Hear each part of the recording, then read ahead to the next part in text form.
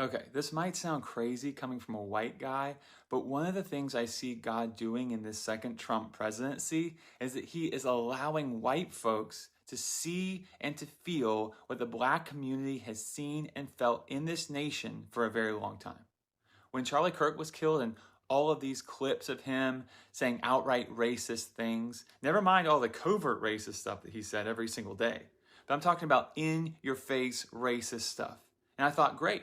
Now everyone is going to wake up to who this man is, not just a racist, but a deeply dishonest political operative who dutifully parroted Trump's lies. But instead, they made him a saint and a martyr.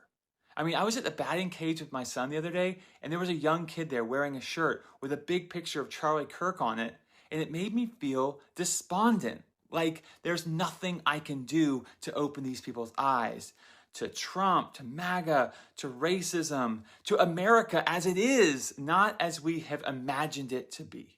And I think I finally understand the skepticism I get a lot of times from black folks, not that y'all are pessimists, but that you're realists. Like we're not just going to have some sort of kumbaya moment and all the racist blinders are going to fall off. It's just too baked in for that. And to watch these MAGA folks day after day who are horribly dishonest, who don't have our best interests in mind, who are constantly gaslighting us and then blaming us for the problems they create, I just believe God is giving us as a nation a glimpse into what the black community has faced here for 400 years. And my hope is that it will lead us to repentance, first to honor them for their struggle, but to also renew our hope, not in ourselves, because we can't put a dent in this thing, but to put our hope in God who can do all things. Believe you me, after Trump, America is finished.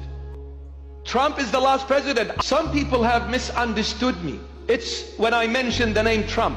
I'm not talking about Trump. I'm talking about the timing of the Lord Jesus. Trump is the last president.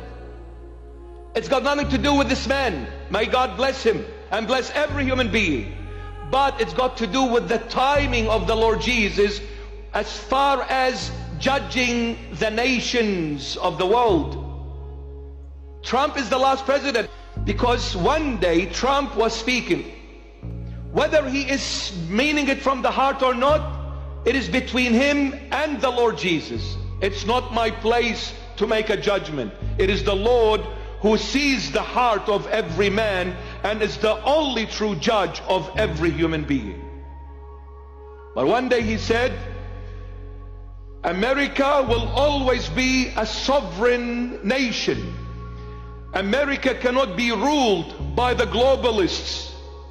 The government has no right to say to people how they have to live.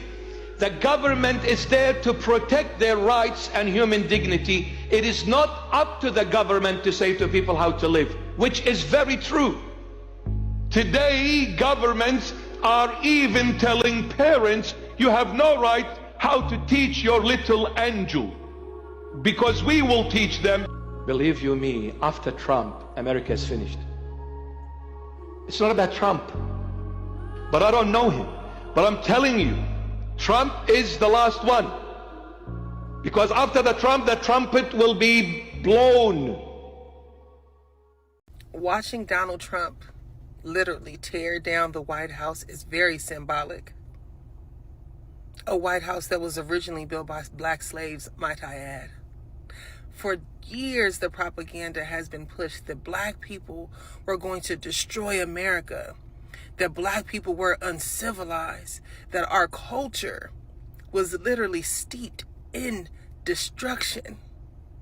And now we are sitting in real time in 4K watching a white man completely destroy America. But one thing it does do is allows for the propaganda to now be unveiled as the lie that it has always been. But just like the original White House was built by black folks, when they destroy this country as you know it, black folks will be the ones to rebuild and lead the next one. First, let's be very clear. Political violence has no place in America. But let's also be clear. The Trump administration campaign of threats against civil society and free speech. This is an assault on everything this country has stood for since the Constitution's been signed. One of the great hallmarks of our country is free speech, whether you agree or disagree. And this administration is trying to snuff it out. They don't want people to even speak when they don't like what they say. That is the road to autocracy. The U.S. was built on the right to free speech, and some of us might not even agree with. Hello brothers and sisters, welcome back to the channel. I'm hoping that you're doing great from wherever you're watching me from. As you know, I'm your host and presenter Agent Stories, and there is an important topic that I feel like it's imperative for us to look into it. We've had so many warnings from black scholars, from white scholars, from black thinkers, from white thinkers trying to warn people about Mr. Donald Trump. But the most interesting part is we have groups of people like Minister Louis Farrakhan who has tried to warn America that somehow, somewhere, there is a divine judgment that is happening in the United States today. And the divine judgment is seen through all the suffering and the hardship and the disillusionment and everything that is happening in the United States that we see are happening, right? And we have people who are critically thinking and saying that this is a divine judgment, and what God is doing is like using Mr. Donald Trump to punish those people who have made black Americans suffer, right? Because life for American blacks for the longest time has never been great. Yet we have this group of people that say, make America great again, because according to them, the United States was great before. But when was it great for black people? One of the most profound asked questions. And this comes with an answer. Purposefully, Donald Trump went into the presidential seat, but since he entered the presidential seat, we saw a dramatic change in how people perceive things, in how people did things. And this leads to some thinkers, both black and white, to think that indeed Donald Trump, God used Donald Trump to make a divine judgment of what the United States is going through. Because of all of this was predicted that it would happen. It was predicted that people will start fighting. It was predicted that there will be anger. It was predicted that people will have or own nothing. And today we are seeing all these things happening to white Americans and the entire United States itself. So indeed, this is a divine judgment. But brothers and sisters, I don't want to say much. I want us to watch this video, and then I'll be back. I'll be sharing my thoughts in regards to this. I'm your number one host and presenter, Agent Stories. And if you're watching me for the first time, please consider subscribing to the channel, join the membership, and really get to see what I can offer you. But until then, let's watch the video. I'll be back with my thoughts in regards to this. The expansive definitions that some of the courts have done on things like Citizens United. But it's a hallmark of America. It's a hallmark of America. And the right to organize, to advocate, to petition your government, those words, no matter what the views are. That's the beating heart of our democracy. And there's an assault on democracy coming out of the White House and their allies. And we see more evidence of it every day. Those who break the law, of course, resort to any source of violence, got to be prosecuted to the fullest extent of the law. But using the tragic death of Charlie Kirk as an excuse to supercharge a political witch hunt against critics is abhorrent, obnoxious, and as un-American as it gets. What happened to Charlie Kirk is of course abhorrent, and even more chilling is that we know all too well it wasn't an isolated incident. But it's repulsive that the Trump administration is perversely using this awful death as a predicate to supercharge their long-standing campaign against political opponents. How low can they go? Well, America, the idiot in charge has spent the tariff money. He has spent $3 trillion. Where was it supposed to be? It was supposed to be in the bank. It was supposed to pay off our debt or give us a check as a tax return. I don't know. But he admitted himself in writing that he has spent the money. If he's forced to pay this money back, it will plunge the United States into the greatest recession or depression we've ever seen. You voted for him. Most of you voted for him 3 times. He spent the tariff money. On what? God knows who. He spent the tariff money and now can't pay it back. I don't know. How could we have known that? 5 bankruptcies? 2 failed casinos? Who can fail at a casino? See, what Donald Duck doesn't realize is he's not just damaging America's politics, he's actually damaging white America's reputation around the world. Because for centuries, Black folks have been out here trying to clean up that image. We've been the bridge, right? The reason why people in Africa and the Caribbean and South America and even Europe still gave America a chance, because they saw us. They saw our soul, they saw our music, they saw our forgiveness and our strength. And they said, if those people can still love America after everything it's done to them, maybe America isn't all that bad. Black people humanized this country, right? We softened how the world saw white people. Through our grace, through our creativity, and our endurance, we made America look civilized. We made it look like progress was possible. But then Trump came along and he ripped that mask off, right? He's exposing the same hate and the greed and the cruelty that we've been warning about for generations. Now the world sees it, live and unfiltered, the arrogance, the racism, the authoritarianism, all of it on full display. While Black people were out here trying to build bridges, Trump's been out here burning them down. While we were trying to heal the image of white America, he's been proving every stereotype right. That power corrupts, that whiteness unchecked turns violent, that America's greatness was built on domination, not democracy. So now the world ain't just looking at us like the victims anymore. They're looking at y'all like the threat. And that's the irony in all of this. For centuries, we've carried the burden of proving America had humanity. Now Trump's making the world question if it ever did. Trump plans to have America be the 7th business that he bankrupts. Okay, now wait. I know you're like, oh, I know he said he's going to treat it like a business, but it's not actually a business. You can't bankrupt America. Okay, listen to this. So Trump bankrupted 6 businesses. I believe they were all casinos. And people are like, oh, that makes him a bad businessman.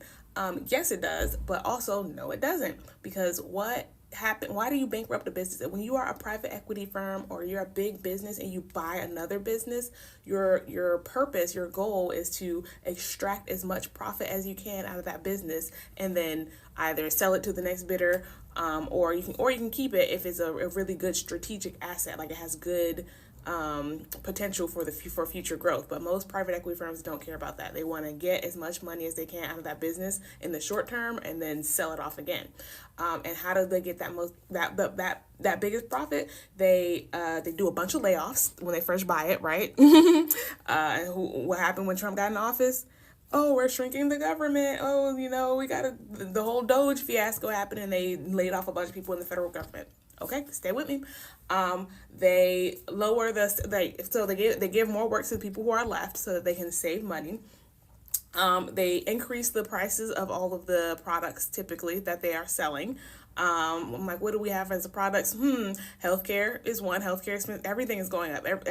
Everything that every product that America sells is going up. He put the tariffs on everything. That's a version of increasing prices of everything in America. So he made all the prices go up. Okay. And then the last step for a private equity firm or a business has, trying to extract as much profit out of a business before they dump it and drop it and leave it for parts, is they take out a bunch of loans on that business. And then the loans that they get from that business, the actual money, they put it in their pockets, in their own personal pockets, in the executives' pockets, in the shareholders' pockets, and they leave the debt on the business, and then they file for bankruptcy for the business. But the business, remember, whenever you have a business, you have a limited liability company, a LLC. That means you are limited by the you have limited liability to that company, limited liability company. That means the banks can sue the company for the money, but if the company doesn't have it, the company goes bankrupt. But they can't sue you because you are not the business. You are a different entity from the business. That's the whole point of having a business, is to have a different entity from your personal person. And so during that big, beautiful, ugly bill, what did it say? It said the debt ceiling for America was going to go up and up and up and up and up to like the highest debt ceiling was ever going to go. But guess who has made the most profit ever as a sitting president? Donald Trump. Y'all, are y'all listening? Like, he's bankrupted America. He's planned to bankrupt America. This has been his strategy again and again and again and again, is to get a business, lay off the people, work them to the bone, the people who are left, who are there to do the rest of the services, increase the prices of everything that you're selling, take out loans on that business, keep all the money from the loans yourself, don't put it into the business, and then drop the business and run to the next one. Like, that is the whole plan. That's how you make profit in private equity. That's how you make profit in acquisitions. Like, that's how you make profit. Like, sometimes, of course, they'll buy the business and they'll like merge it and integrate it, and then they'll actually use it to invest in the business and make the business better. But like, that is the minority of the time is that happens. Like, usually when businesses buy another business, they buy it, they take out the best pieces of it, put it inside their own business, and then leave the rest for scraps. Like that's it. And in private equity specifically, they buy it, they pump some money into it, get as much profit as they can, and then literally drop the whole thing. They don't even merge the businesses or the service. Like Toys R Us, gone. What is it, like Michael's or Mary and Joe? Like some craft shop is gone. Like, whenever whenever private equity buys like businesses, they destroy them and they eat them all up, eat up every nutritious part of the business, and then leave the rest for scraps. And then if you like that service, sorry, it's gone now. Little kitties, you like Toys R Us, sorry. Anyway, so I'm going too far, but yeah, so that is what Donald Trump is doing. He is treating America like a business, and y'all don't know why you're acting like he didn't bankrupt 6 casinos, because that is what he did with his businesses, and he's doing the same thing now with America this time. All right, bye. Oh, and that is why they are holding back on this government shutdown, the Republican Party, and that is because they want to be able to take out those loans and extract as much money as they can, put it in their own pockets. But the Democrats are saying no, some of that money needs to go back to the American people via health care. And the Republicans are not trying to hear that. They're like, no, that's our money. But they're not going to tell you, the public, that. They're going to say, oh, the Democrats are being difficult. Oh, the Democrats are, they're just using this government shutdown for a political gain, or all this dumb stuff that they're saying. But no, we know what it is. They want to get as much money out of those tax dollars that we're paying the government. They want that to go in their personal pockets. And if they have to pay for health care, that is millions of dollars not going in their pockets. So why would they give y'all health care when they could have another yacht, when they could buy a private island? So anyways, I just wanted to, that's why the government shutdown is happening. It's because he is trying to get his coin. All right, bye. Trump is single-handedly destroying America, Canada style. What's going on, folks? Trump doubles down on a plan for 600,000 Chinese students' visas despite MAGA backlash. So they're bringing in 600,000 Chinese. Why? The Chinese aren't going to build a bank. They're not going to service the bank. They're not going to repair the bank. They're not going to maintain the bank. They're coming to work in your bank. Oh, yeah, students come in, realize the degrees they got were useless, get permanent status, and go work at your government jobs, at your banks, and all this stuff. Why? How? That's impossible, Mike. Well, it happened in Canada. Well, here it is as the camera flips over. Canada wants more Chinese and workers, students, and tourists as immigration minister. And what was it? We covered this back in 17, 18? Well, 20, there you go, 500,000 per year. But opening more offices can help compete for Chinese workers, students, and lucrative tourist business. Yes, selling out the Canadian. And what happened? Canada would be in a recession without money laundering. Fast forward to 2019. Canadians and in the billions of dollars across Canada laundered by Chinese investors. Yeah, they're investors. And what did we tell you? In December 31st, 2018, what did we say? Back to what we said earlier in a few videos, or quite a few videos ago, where I was in my van and I was telling you guys basically that governments will do anything and everything to not take any accountability for the financial mess they've put us in. Financial mess. And I even went as far as saying they're going to go to a hot war. Okay. or if they have to, they're going to pull the trigger on a mass pandemic. There it is right there, folks. And here we are, folks. All this bidding wars, housing shortages, first-time home buyer loans was all from Chinese investors. Now there's rumors and proof surfacing that the Chinese are involved in migrant centers bringing in East Indians into Australia and into Canada. They're bringing in more migrants to cover up the trillions, the 2.4 to 2.6 trillion dollars in laundered money from 2010 to March of 2024. That's how much the Chinese destroyed your country. And with their supposed police stations managing certain things, underlying certain things, getting into our governments, paying our governments, they're all on the same team. And that's why we keep telling you, Canada, no one's coming to save you. And we told you, a man named Mark Carney will become your prime minister. I looked up this man. He's not a politician, he's a banker on sub. Now here we are. Fast forward 2 years later, he now is the prime minister because he facilitated the money laundering in Canada and in England, destroying both economies with Chinese dirty money. And let's not forget the fentanyl and the Chinese gangs that are destroying your country. Let me know what you guys think in the comments below. Mike Martin's here. I have spoken. Mr. Perry just mocked us for referring to Donald Trump as a dictator, so let's run through the list. Donald Trump has, since he was inaugurated, pardoned violent January 6 insurrectionists. Dictator. Defied Supreme Court orders and attacked the judiciary. Dictator. Unilaterally abolished congressionally chartered federal agencies. Dictator. Attacked the free press. Sounds like a dictator. Kidnapped people off of the streets and deported them to foreign prisons without due process. Sounds like a dictator. Defunded higher education. Dictator. Threatened law firms and the legal profession. Dictator. This weekend, he is spending tens of millions of dollars to host a massive military parade for his birthday. Is this North Korea? On top of all of that, our twice impeached president with a 34-count convicted felony president who is not a king has deployed the active duty military in American cities, and he has spent $134 million to do so. He has their guns trained on American citizens without the consent of local authorities or the state's governor to purposefully generate chaos and provoke a reaction. Meanwhile, we have Republicans on this side of the aisle asking governors of states about bathrooms.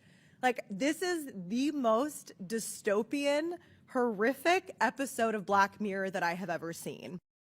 Many of us here in the US are waking up this morning to our investments and stocks plummeting. I know I made the mistake of checking my account.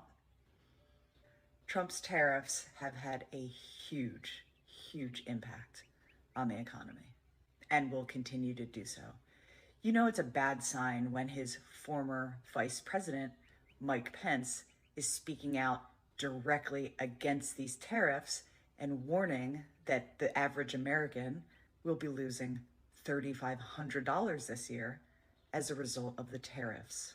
Do you know how many people voted for this administration without even understanding what a tariff is? But do you know who did explain it and did warn over and over? Kamala Harris. She spoke out directly against what is happening now. And yet, here we are. Watching Donald Trump literally tear down the White House is very symbolic. A White House that was originally built by black slaves, might I add. For years, the propaganda has been pushed that black people were going to destroy America, that black people were uncivilized, that our culture was literally steeped in destruction. And now we are sitting in real time in 4K watching a white man completely destroy America. But one thing it does do is allows for the propaganda to now be unveiled as the lie that it had always been. But just like the original White House was built by black folks, when they destroy this country as you know it, black folks will be the ones to rebuild and lead the next one. Hello, brothers and sisters. Welcome back to the channel. I'm hoping that you are doing great from wherever you are watching me from any part that you're watching me from, right? Now, this is what I have to say in regards to this. When some scholars or some thinkers say that God of black people is using Donald Trump to fulfill karma to white Americans, they are not making it a literal claim that God personally instructed Trump. Instead, they are expressing a historical and spiritual interpretation, which is rooted in the long tradition of black prophetic thought, a tradition that sees moral justice unfolding not only through miracles, but through history itself. For centuries, black people observed how nations rise and fall, depending on how they treat the oppressed. In this worldview, God does not punish through lightning. He punishes through the collapse of systems built on justice. Many black theologians, from James Cone to Minister Farrakhan, they have argued that the suffering of black people creates a spiritual clarity, a prophetic vision that sees patterns of downfall in empires that believe they are invincible. Trump, in this framing, becomes less of a political figure and more of a historical instrument, a catalyst that reveals the moral rot white America has long concealed. Now, for those who really want to understand this concept fully, they must understand one thing. White America's long-standing relationship with denial. America never honestly reckoned with its foundation crimes: genocide of native people, enslavement of Africans, segregation, wealth built on racial exploitation, and the systemic exclusion of black people from education, from housing, from healthcare, and wealth building. Now, because America never confessed these sins, it built a national identity on myths of innocence, freedom, democracy, and moral superiority. These myths kept white Americans comfortable, blind, and shielded from consequences of their nation's actions. When Trump emerged, his rhetoric echoed these myths, but stripped but stripped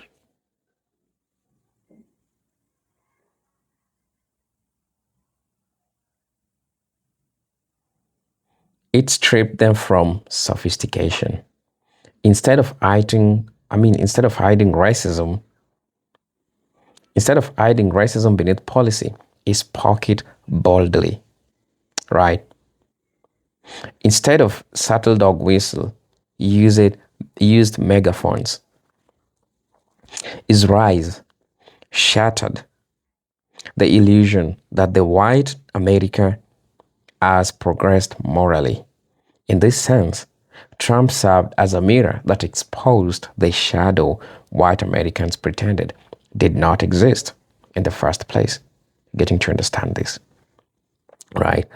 Also, karma in African spiritual philosophy, as well as Eastern traditions, does not simply mean revenge. It means the inevitable return of consequences. A nation that builds its wealth on inequality cannot escape the weight of that inequality forever. A society that suppresses truth eventually collapses under the pressure that forces America tried to hide. Right? They try to hide hatred.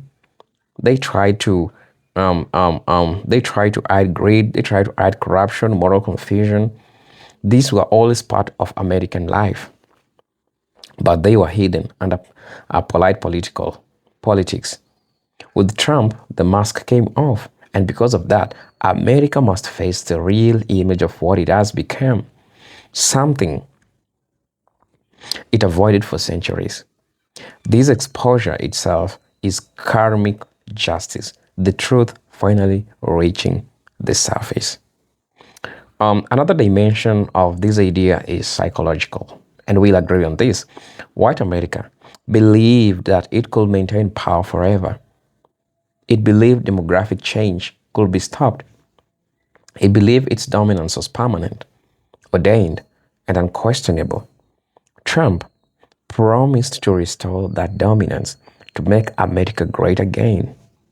But instead of restoring anything, his leadership accelerated internal collapse. It accelerated political division. It accelerated racial conflict. It accelerated economic uncertainty and international humiliation. The very system white Americans built to protect itself is now cracking under stress.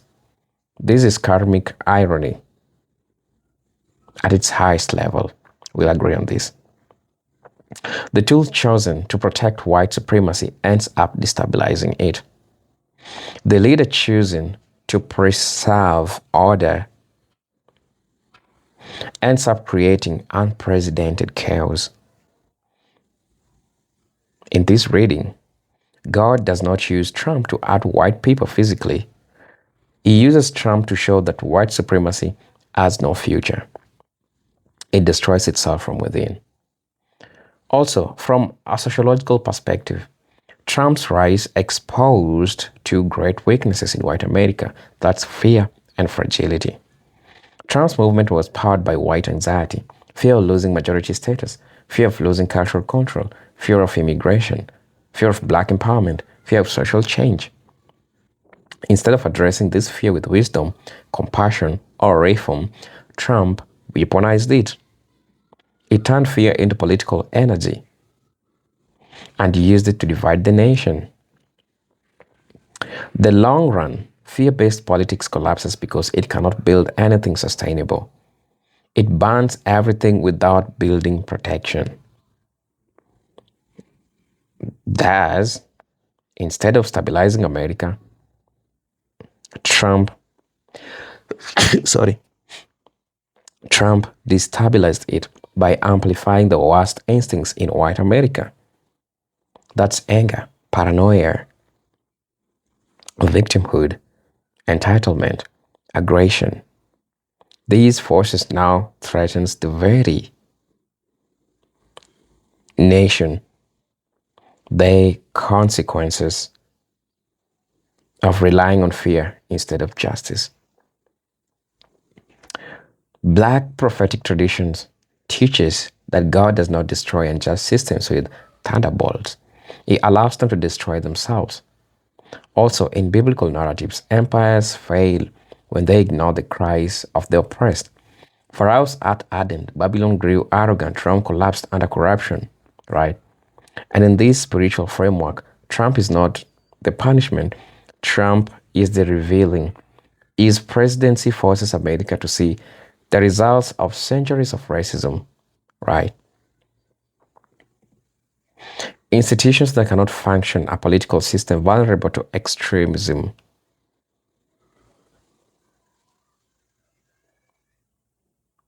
So, that being said,